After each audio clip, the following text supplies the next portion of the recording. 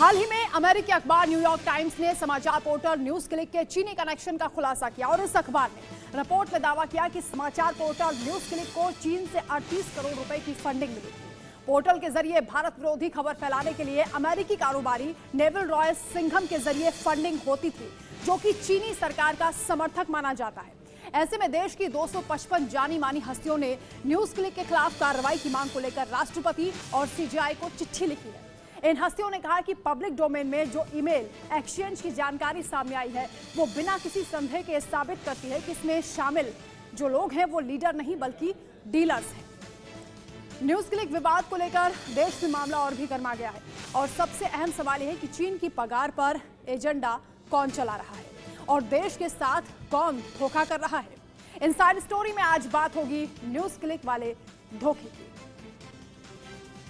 तो news click के धोखे को लेकर अब सवाल उठने लगे हैं और इसीलिए बाकायदा चिट्ठी भी लिखी गई है। तमाम हस्तियों ने चिट्ठी लिखी है और समाचार पोर्टल न्यूज क्लिक के खिलाफ बड़ी कार्रवाई करने के लिए 255 जानी मानी हस्तियों ने देश की राष्ट्रपति द्रौपदी मुर्मू और chief justice of India DY Chandrachud को चिट्ठी लिखी है और चिट्ठी लिखने वालों में ग्राफिक्स को लेकर भी सवाल उठाए हैं। जिस तरीके से इंडिया और क्लिक धोखे की बात यहां पर सामने आ रही है, उस पर जो तमाम हस्तियां हैं वो नाराजगी जता रही हैं और देश के साथ कौन गद्दारी कर रहा है इस पर भी सवाल उठाए हैं।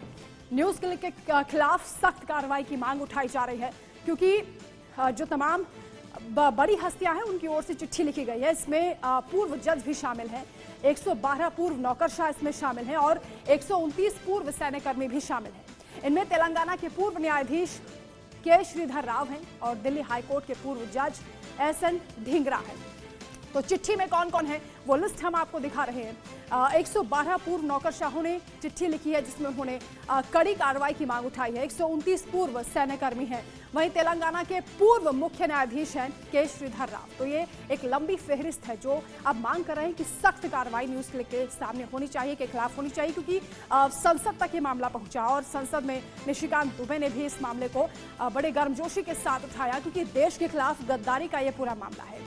ऐसे में उत्तराखंड के पूर्व जज हैं लोकपाल सिंह, उन्होंने भी चिट्ठी लिखी। इलाहाबाद हाईकोर्ट के पूर्व जज राजीव लोचन हैं, पूर्व गृह सचिव एलसी गोयल हैं, पूर्व रॉक प्रमुख हैं संजीव त्रिपाठी। इसके अलावा एनआईए के पूर्व निदेशक योगेश चंद्र मोदी के भी नाम शामिल हैं। तमाम वो हस्तियां हैं जो सवाल उठा रही हैं न्यूज क्लिक को लेकर। हालांकि लंबे समय से इस बात को लेकर अंदेशा था कि कहीं कुछ गड़बड़ चल रही है। तो चलिए अब आपको समझाते हैं कि इस खत में आखिर क्या कहा गया है। दरअसल लेटर के जरिए न्यूज क्लिक के खिलाफ कार्रवाई की मांग की गई है और उसमें यह लिखा गया है कि पोर्टल ने चीन की तरफ से दुष्प्रचार किया है, यानी नेविल रॉय सिंघम से गैर कानूनी तरीके से पैसे लेने के आरोप लगाए गए और लिहाजा लेटर के जरिए भारत विरोधी साजिश की गहराई से जांच की मांग उठाई गई है।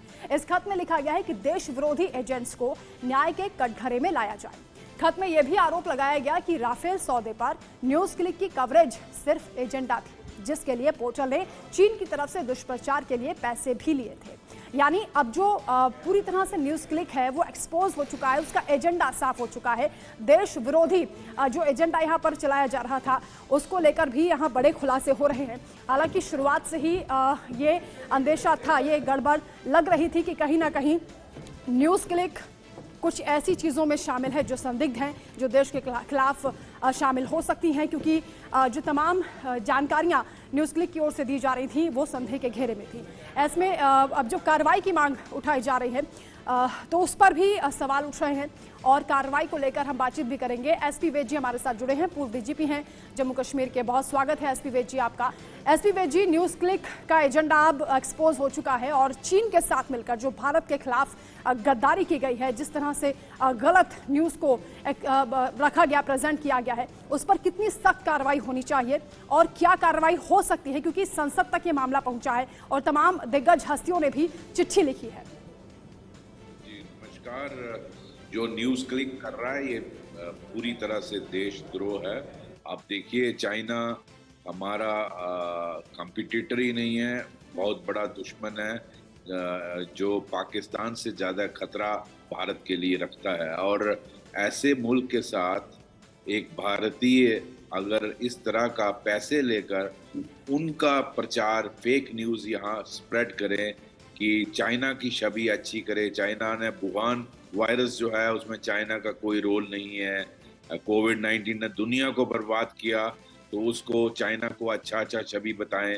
भारत ने जो दुनिया भर में वैक्सीन भेजी, जिसको पूरी दुनिया ने सराहा, और उसको दिखाया जाए कि वो कोई अच्छा नहीं था, भारत इसको डील करने में ठीक नहीं रहा। इसी तरह भारत एक्चुअली जो 5वीं वर्ल्ड इकोनॉमी बन गई, और honourable prime minister Modi ji ने अभी अनाउंस किया कुछ दिन पहले कि अगले 5 साल में दुनिया की तीसरी बड़ी इकोनॉमी बनाए। उससे चाइना को लगता है कि अगर इसी स्पीड से भारत बढ़ता रहा, हालांकि इस वक्त चाइना और भारत में बहुत अंतर है, लेकिन इसी स्पीड से अगर भारत की इकोनॉमी बढ़ती रही तो चाइना भारत को एक कंपटीटर देखता है, और उसको शक नहीं है कि भारत उसको ओवरटेक कर लेगा 10-15 सालों में। तो इसलिए वो भारत को एक कंपटीटर समझता है। और इसमें ये भी, अगर आप उनकी ईमेल्स पढ़ें जो कम्युनिस्ट पार्टी से और इनके बीच में हो रही है न्यूज़ क्लिक के, उसमें ये भी दिखाया गया है कि किस तरह से भारत जो भूमि है, जो उस पर विवाद हुआ, उसको चाइना का एंगल यहाँ भारत में फेक न्यूज़ की तरह फैलाया जाए। लोगों को लगे कि वो धरती जो जैसे गलवान में जो भारत की फौज और चाइना की फौज का झगड़ा हुआ है, उस पे भारत की फौज ने मुंह तोड़ जवाब दिया। उसको दिखाएं कि भारत के लोगों के बीच में एक डाउट क्रिएट किया जाए कि वो शायद डिस्प्यूटेड टेरिटरी है जहाँ उस पर चाइना का हक बनता है ना। इस तरह का फेक नैरेटिव क्रिएट किया जाए, लोगों के मन में एक भारत सरकार के खिलाफ एक सद्भावना, एक भावना उजागर की जाए कि ये गलत कर रहे हैं। इसी तरह मैरीटाइम पावर जो है वो चाइना सोल यहाँ का माना जाए पूरा इंडियन ओशन में, ये कैसे मुमकिन है? भारत या किसी भी देश का उस पर उतना ही क्लेम है जितना चाइना का है। तो दिखाना चाहता है कि चाइना, आप ऐसा नैरेटिव फ्लोट करिए कि चाइना सोल इसका कस्टोडियन है, और भारत इंडियन ओशन में एक आम देश की तरह। इस तरह का पैसे लेकर ऐसी रिपोर्टिंग करना जो देश द्रोह नहीं है तो क्या है इसका?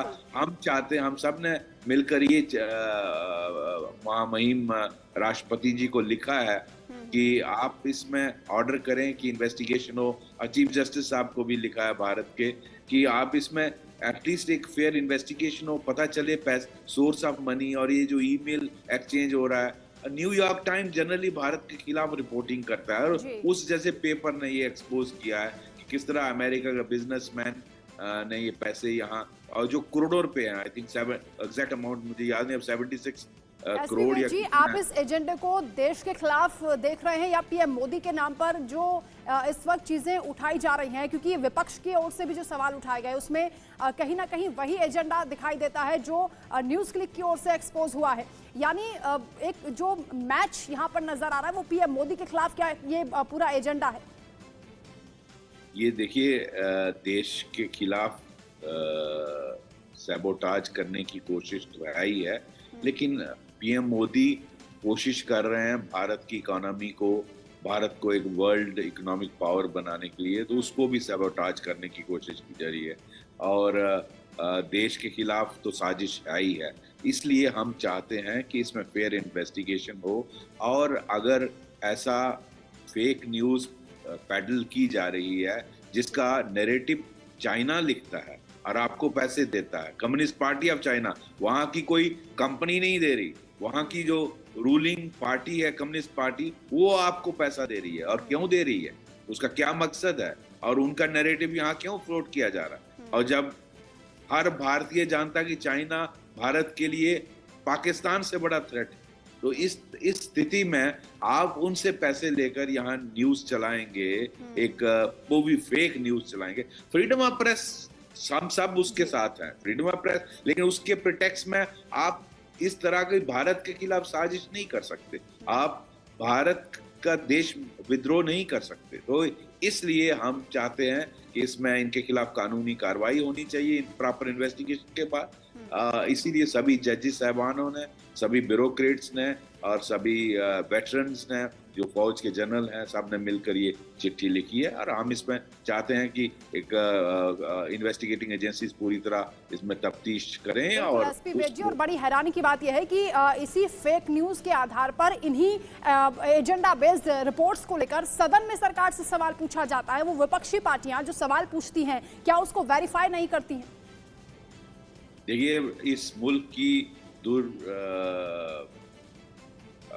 मैं कहूँगा बदकिस्मती है कि जो विपक्ष है वो वेरीफाई नहीं करता है। उसको ये देखना चाहिए कि इसमें सब, देखिए देश सबके लिए है, चाहे वो सत्ता पार्टी हो, रूलिंग पार्टी हो या विपक्ष हो। देश सबका है, सिर्फ हम हमारा ही नहीं है। तो आपको पहले देश सर्वप्रिय होना चाहिए, तो उसके बाद आपको देखना चाहिए इसके पीछे कोई साजिश तो नहीं है। क्यों हम बिना वेरीफाई किए खड़े हो जाते हैं न्यूज़ क्लिक को डिफेंड करने के लिए? अगर उसने पैसा लिया और फेक नैरेटिव चला रहा है, तो आप डिमांड करिए सरकार से कि इसका फेयर इन्वेस्टिगेशन हो और इनके खिलाफ कानूनी कार्रवाई होनी चाहिए। बिल्कुल, एंटी मोदी एजेंडा एक तरीके से चलाया जा रहा है और पीएम मोदी के विरोध में इतना डूब गए हैं कि देश विरोध के लिए उतारू हो गए हैं। और इसीलिए कितनी कड़ी कार्रवाई सर इसमें होनी चाहिए? आप लोगों ने जो चिट्ठी लिखी है उसमें क्या आप लोगों ने डिमांड की है? देखिए, हमने रिक्वेस्ट की है कि इसमें जो भी ये देश विद्रोह का मामला है और इसमें इन्वेस्टिगेशन होनी चाहिए। इसमें मनी ट्रेल को फॉलो करना चाहिए। अगर ये पैसा कम्युनिस्ट पार्टी ऑफ चाइना से आ रहा है और हमारे एक न्यूज़ क्लिक को दिया जा रहा है और वो उसकी आप रिपोर्टिंग देखिए पिछले 2-3 सालों से किस तरह से वो एक एजेंडा चला रही है फेक न्यूज़, जो भारत के इंटरेस्ट को हार्म करता है और एक दुश्मन कंट्री का नैरेटिव को यहाँ फ्लोट करने की कोशिश, जिसको अपोजिशन पार्टीज पिकअप करती है। तो मैं समझता हूँ उनके खिलाफ कानूनी कार्रवाई होनी चाहिए। ये सिर्फ मनी ये जो बिल्कुल, ये केवल फंडिंग का मामला नहीं है बल्कि बहुत बड़ी साजिश का खुलासा हुआ है। बहुत शुक्रिया आपका एसपी वेद जी हमारे साथ जुड़ने के लिए, इस तमाम बातचीत के लिए। तो कुल मिलाकर न्यूज़ क्लिक पूरी तरह से एक्सपोज हो चुका है और ये बात सामने आ चुकी है कि वो किस तरीके से एक एजेंडा चला रहा था और गलत नैरेटिव सेट किया जा रहा था चाइना से फंडिंग लेकर, और भारत के खिलाफ वो चीज़ें रिपोर्ट की जा रही थी जो पूरी तरह से फेक है।